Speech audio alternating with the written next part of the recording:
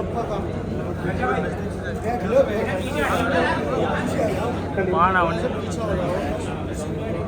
Hello, इस सभा की अध्यक्षता कर रहे समाजवादी पार्टी के जिला अध्यक्ष श्री असगर अली साहब, महासचिव श्री मुरारीलाल शंखार जी, हमारे मुख्य अतिथि माननीय श्री धर्मेंद्र यादव जी, बड़े भाई साहब विधायक आदरणीय श्री रामखिलाड़ी सिंह यादव, पूर्व मंत्री जी श्री प्रदीप कुमार जी, विधानसभा अध्यक्ष अमित यादव, और अभी थोड़ी देर पहले जमालपुर के श्री रामपाल सिंह भाई साहब, जिन्होंने समाजवादी पार्टी को बताया कि ये यादवों की पार्टी है। हमारे बीच में बैठे हुए श्री अशोक यादव, कुंवर साहब मड़कावली से, रावटी से कुंवर रिपुदमन सिंह जी, श्री धर्म सिंह यादव, श्री मुकेश यादव जी, कल्याण सिंह जी, अभी एडवोकेट विद्वान सिंह जी ने भाषण दिया था, बताया था 100 नंबर के बारे में, और बूथ कमेटियों, बूथ पर वोट बढ़ाने का काम कर रहे श्री साजिद साहब, सिमोला के पूर्व प्रधान अशोक यादव जी, मास्टर गिरीश यादव जी, श्री चौखे ठेकेदार साहब, और आदरणीय मुजफ्फर अली कक्के साहब। माफ़ कीजिएगा, मैं आपके बाद बोल रहा हूं, जबकि मुझे आपसे पहले बोलना चाहिए था, आप मेरे सीनियर हैं, मैं माफ़ी चाहता हूं। श्री विजयन सिंह मास्टर जी, मास्टर नेत्रपाल सिंह जी, और चिर युवा हमारे साथी श्री सुनील यादव जी, श्री रामवीर सिंह यादव। अब रामवीर सिंह भाई साहब बूढ़े हो गए हो, हैं, जोश नहीं रहा वो। मैं भी बूढ़ा होने लगा हूं। श्री कल्याण सिंह यादव जी दरोगा जी, और बहुत सारे लोग, जब मैं नाम लेने को खड़ा हूँगा तो बड़ा मुश्किल हो जाएगा, इसलिए अब मैं माफी चाहता हूं जिनके नाम नहीं ले पा रहा हूं। लेकिन सबसे पहले मैं आदरणीय विधायक जी और श्री अमित यादव जी का धन्यवाद देता हूं, जिन्होंने मुझे आज यहां बोलने का सुअवसर दिया है, मुझे बुलाया है। मैं आपको बता दूं, अभी जुलाई के महीने में तो एक समय ऐसा भी आया था कि मुझे लग रहा था कि मेरा समय खत्म हो गया है और शायद फिर कभी आप लोगों के दर्शन नहीं हो पाएंगे, लेकिन ईश्वर की कृपा से एक्सटेंशन मिला है, और शायद ये एक्सटेंशन 2024 के इलेक्शन तक तो है ही, बाकी तो होगा, देखा जाएगा। मैं अपनी बात शुरू करता हूं। मुझे तारीख तो याद नहीं है, लेकिन ये सत्र था 2014-2019 लोकसभा का। उस समय हम अपोजिशन में होते थे, कांग्रेस में होते थे, लोकसभा की कार्यवाही देख रहे थे टेलीविजन पे, और शायद उस समय जो स्पीकर महोदया थी वो लेडी थी सुमित्रा महाजन जी, और उस लोकसभा के सत्र में भाषण धर्मेंद्र यादव दे रहे थे। यूनिवर्सिटी ग्रांट कमीशन के द्वारा जो नियुक्तियां हुई थी, और जिसमें शेड्यूल कास्ट, शेड्यूल ट्राइब और बैकवर्ड क्लास के लोगों की सीटों को जिस तरह से धोखाधड़ी करके गलत तरीके से भर लिया गया था, उस पर धर्मेंद्र यादव जी भाषण दे रहे थे। बहुत जोश में थे, बहुत गुस्से में भी थे, और इशारा भी करते थे, बैठ जाओ, बात करने दो, बात करने दो। सुमित्रा महाजन जी का चेहरा ऐसा लग रहा था जैसे बल्ब फ्यूज हो गया। बहुत ही इंपॉर्टेंट मैटर था।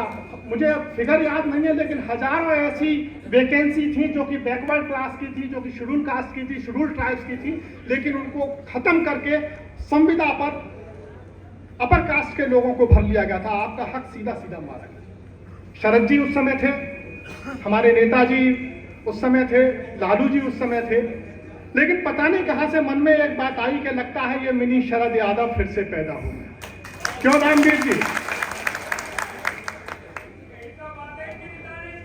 तो सबसे बड़ी बात, मुझे उस समय ऐसा लगा था, लेकिन हम तो विरोध में थे, और विरोध में रहे। भाग्य ने राजनीति में कहते हैं कि दोस्त कभी सदैव के लिए कोई दोस्त नहीं होता, सदैव के लिए दुश्मन नहीं होता। आज हम इनके साथ में खड़े हैं। अब मैं आपको 18 सितंबर 2023 की बात कहता हूं। मेरी बात बहुत गौर से सुनिए, हो सकता है आपकी समझ में ना आए, लेकिन अगर आपने समझ ली तो आपका काम बन जाए। 2023 18 सितंबर को जब लोकसभा का सदन शुरू हुआ, देखिए कहानी कहां से शुरू हो रही है। सदन में घुसते समय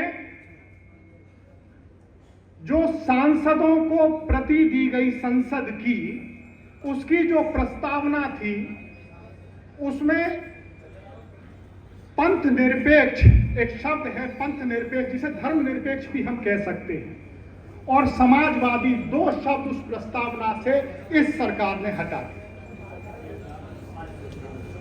इसका मतलब समझते हैं? इसका मतलब यह है कि आपके कानून में बदलाव की यह शुरुआत है। आपका धर्म आपको बराबरी का दर्जा नहीं देता, कानून आपको बराबरी का दर्जा देता है, और कानून अगर बदल गया तो आप बराबर नहीं रहे। शुरुआत धर्मनिरपेक्ष और समाजवाद को हटाने से की गई। समाजवादी विचारधारा नीचे से नीचे खड़े हुए आदमी को बराबर लाके खड़े करने की है, आप उसको खत्म कर देना चाहते हैं। शुरुआत यहां से हुई।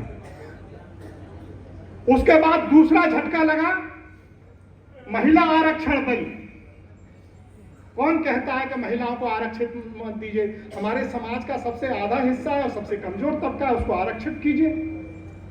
33% आरक्षण दिया। आप जानते हैं यह आरक्षण सबसे पहले कब आया था? यह आरक्षण 1996 में जनता दल की सरकार में, जब श्री देवेगौड़ा साहब प्रधानमंत्री थे, उस समय आया था। लेकिन उस समय संसद में 3 शेर मौजूद थे, शरद यादव, मुलायम सिंह यादव, लालू प्रसाद यादव। वो बैकवर्ड क्लास के लोगों के हिमायती थे, वो शेड्यूल कास्ट, शेड्यूल ट्राइब के हिमायती थे, वो दलित के, कमजोर तबके के, गिरे हुए तबके के हिमायती थे। और उन 3 शेरों ने उस विधेयक को वापस लेने के लिए मजबूर करने किया, वो पास नहीं किया। उन्होंने महिलाओं को आरक्षित करने के लिए मना नहीं किया। उनका कहना था कि महिलाओं को आरक्षित कीजिए, लेकिन उस आरक्षण में पिछड़ी जाति की महिलाओं को, दलित महिलाओं को और जो आदिवासी महिला हैं उनको भी आरक्षण दीजिए। राजीव गांधी जी पंचायती राज अधिनियम लेके आए। आप जानते हैं पंचायतों में रिजर्वेशन होता है। बहुत से ऐसे हमारे गांव हैं जिनमें अगर रिजर्वेशन करके किसी जाति विशेष के लिए सीट आरक्षित नहीं की जाए तो आप और हम जिंदगी भर उस जाति के आदमी को हम उसमें प्रधान नहीं बनने देंगे। बोलो सही बात है कि नहीं सही बात है? और जब सदन में आप ये करेंगे तो फिर क्या आप उम्मीद करते हैं कि backward class, schedule caste, schedule tribe का कोई सांसद बनके पहुंच जाएगा? दूसरी बार अटल जी की सरकार में 1998 में यह विधेयक लाया गया, फिर फेल हुआ। 2008 में कांग्रेस सरकार फिर लेके आई, लेकिन चालाकी करी, राज्यसभा में लेके आए जहां मेजोरिटी थी, वहां उन्होंने इसे पास किया, लोकसभा में पास नहीं करा पाए। आप जानते हैं हम लोग यहां संख्या में जाते हैं, 85% मिलते हैं, सब अल्पसंख्यक, schedule caste, schedule tribe, backward class, यहां लड़ सकते हैं। लेकिन वहां हमारी लड़ाई उस जमाने में कौन लड़ता था? उस जमाने में हमारी लड़ाई शरद जी लड़ते थे, हमारी लड़ाई मुलायम सिंह यादव लड़ते थे, हमारी लड़ाई लालू प्रसाद यादव लड़ते थे। आज तीनों सदन में नहीं है। बताइए हमारी लड़ाई को लड़ने वाला अब कौन बचता है? अगर कोई उम्मीद बचती है तो वो धर्मेंद्र यादव जी की। आज धर्मेंद्र यादव का अकेला सांसद बनना जरूरी नहीं है। आज जरूरी है दलित की, पिछड़े की, दबे की, कुचले की, किसान की, मजदूर की आवाज को सदन में मजबूती से उठाकर और लड़ने। भारतीय जनता पार्टी में मेरे बहुत अच्छे सहयोगी हैं, मित्र हैं, सहयोगी नहीं कह सकता, मित्र हैं। जिस दिन धर्मेंद्र यादव जी का वो भाषण हुआ था यूजीसी वाला, उस दिन भारतीय जनता पार्टी के थिंक टैंक ने तय कर लिया था कि धर्मेंद्र यादव जी को अगली बार लोकसभा में नहीं पहुंचने देना, और वो सफल हुए। हो सकता है सांसद जी को भी इस बात की जानकारी। ये बीजेपी की सोची समझी रणनीति है कि जिसकी आवाज में दम हो, जो लड़ाई लड़ना जानता हो, उसको सदन में मत पहुंचने दो। राहुल गांधी जी को उन्होंने अमेठी से हराया, वो वायनाड से जीतकर पहुंचे, लेकिन सदस्यता उनकी भी छीनने की कोशिश की गई। तो हर उस आवाज को, जो दलित की है, जो मजदूर की है, जो किसान की है, जो गरीब की है, उसको दबाने की, उसको मिटाने की कोशिश बीजेपी कर रही है, और उस आवाज को मिटने नहीं देना है, ये आपकी कोशिश होनी। जिस दिन वोट होगा, जिस दिन चुनाव होगा, तुम्हारे घर का एक एक वोट तो पड़ना है, तुम्हारे पड़ोस का भी एक एक वोट रुकना नहीं चाहिए। नहीं तो अगर धर्मेंद्र हार गए तो अब हमारी आवाज उठाने वाला लोकसभा में कोई नहीं है, कोई हमारा आवाज को बुलंद करने वाला। और एक सबसे मजेदार बात आपको और बताऊं, लोकसभा में जब वोटिंग हुई तो इस वोटिंग के फेवर में 543 वोट पड़े, केवल 2 वोट अपोजिशन में गए, बाकी सबके सब फेवर में थे। यानी कि कांग्रेस पार्टी या और अन्य पार्टियां भी जो हैं, वो भी नकाब ओढ़े हुए हैं। जिस दिन मौका लगेगी वो भी दलित, मजदूर, गरीब के साथ में न्याय करने के लिए तैयार नहीं है। अगर उसके साथ न्याय करने के लिए कोई तैयार है तो वो समाजवादी पार्टी तैयार है।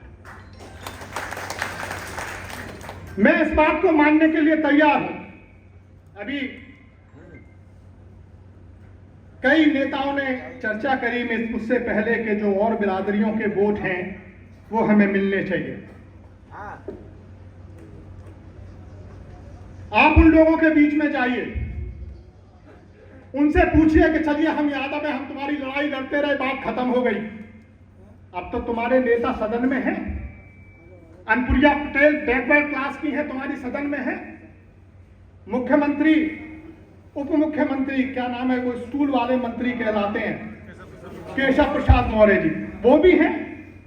उज्जैनी से एक और मिनिस्टर साहब हैं, LIC में कमीशन लेते थे, अब भी लेना नहीं छोड़ा है, सुनते हैं, श्री BL वर्मा साहब। और हमारे यहां की सांसद संघमित्रा मौर्य तो बैकवर्ड क्लास की है। अरे यादवों पे दोष देते हो कि ये लोग सबका हक बार लेते हैं, ये नेता बन जाते हैं। अरे ये तुम्हारे नेता हैं, तुम्हारी बिरादरी के नेता हैं, इनसे कहो कि ये बैकवर्ड क्लास के लिए आरक्षण को लेके आए। क्यों नहीं ये विरोध करते? क्योंकि भाजपा के अंगूठे के नीचे जो दबा है वो हिंदू और मुसलमान तो कर सकता है, लेकिन दलित, शोषित, वंचित तबके की वकालत नहीं कर सकता। अगर वो करेगा तो उसे उठाकर बाहर फेंक दिया जाए।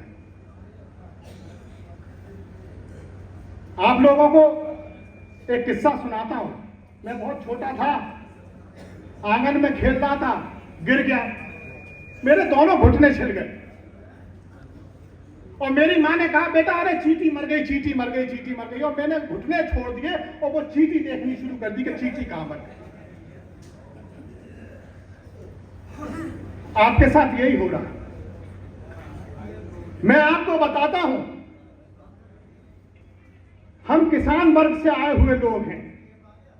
हमारे बच्चे दूध पीते हैं, घी खाते हैं, बाजरा की रोटी खाते हैं, मक्का की रोटी खाते हैं, मेहनत करते हैं, हष्ट पुष्ट होते हैं, ताकतवर होते हैं, और उसके बाद वो सेना में भर्ती हो जाते। एक बात ध्यान रखना, सेना में हमारी जो संख्या है वो JCO लेवल तक है।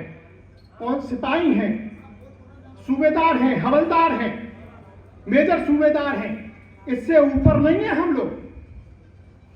अगर एक किसान परिवार से एक गरीब का बच्चा अगर सिपाही बन गया, 17 साल की नौकरी करने के बाद जब आया तो इतना हो जाता है कि बच्चों को पढ़ा लेता है और घर बन जाता है, लेकिन घर पर ईंटें लग जाती हैं, उस पर प्लास्टर नहीं हो पाता। ये तुम लोगों का एक बहुत बड़ा सहारा था, किसानों का सहारा। जानते हो क्या किया सरकार ने? 15 जून सन 2020 को अग्निवीर योजना लागू की। 4 साल की नौकरी है, रिटायर हो गए तो 11,71,000 रुपया आपको मिलेगा। पहले साल 30,000 रुपए, दूसरे साल 33,000 रुपए, तीसरे साल 36,500 रुपए, चौथी साल 40,000 रुपए महीना मिलेंगे।